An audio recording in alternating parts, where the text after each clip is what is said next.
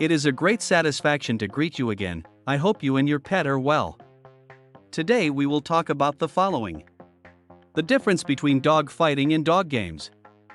Dog fighting and dog play can seem very similar to anyone who spends time with excited pups. That being said, as a responsible dog parent, it is essential to understand the difference between the two behaviors. Dogs are social creatures that engage in fun interactions to build bonds and expend energy. However, for your furry pup's safety, you should learn to recognize when a pup's behavior is just innocent play or something more concerning. 1. Playing versus fighting. Sometimes dog play can resemble dog fighting because many of the behaviors used during play are also used during fighting. On the contrary, dogs modify these behaviors during play so as not to cause injuries. For example, both during fighting and when playing, dogs jump on each other and sometimes try to pin down and force the other to lie down. Dogs bite, chase, growl, bare their teeth, and vocalize. These similarities are why we sometimes refer to rough play between dogs as play fighting.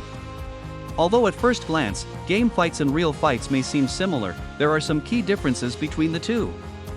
Not only the bite, but also the growl, the staring, the dilated pupils, the piloerection, bristling hair, the high intense tail, the body rigidity, the mouth closed intense, all of them are signs of your dog's aggressive language.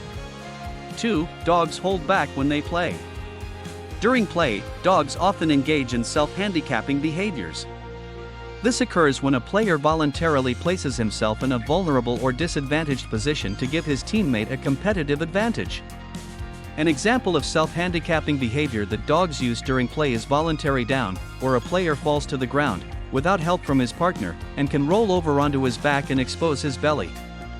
This type of behavior would never occur during a real fight. 3. Dogs give signals to indicate that it is time to play. Dogs also use play cues during play, and one of the most common cues is the play bow. The bowing dog will face his partner and crouch down with his forelimbs almost touching the ground. At the same time, the rear part is raised in the air and the tail moves frequently. Research shows that in-game bows and voluntary put-downs tend to occur together. Additionally, you can work together to help make the game fun and encourage participants to continue playing. Dogs that play, rather than fight, sometimes also display a characteristic play face, which is also seen in wild canids and primates. This game face looks a bit like a relaxed open-mouth smile. Unfortunately, it is unclear whether it has any communicative function during gameplay or is simply an external expression of an internal emotion, i.e. joy, happiness. Maybe it even fulfills both functions. Being able to differentiate between dog fighting and dog play is essential for any responsible dog parent. By understanding the subtle cues and body language that dogs use to communicate, you can foster a safer, more enjoyable environment for your big four-legged friend.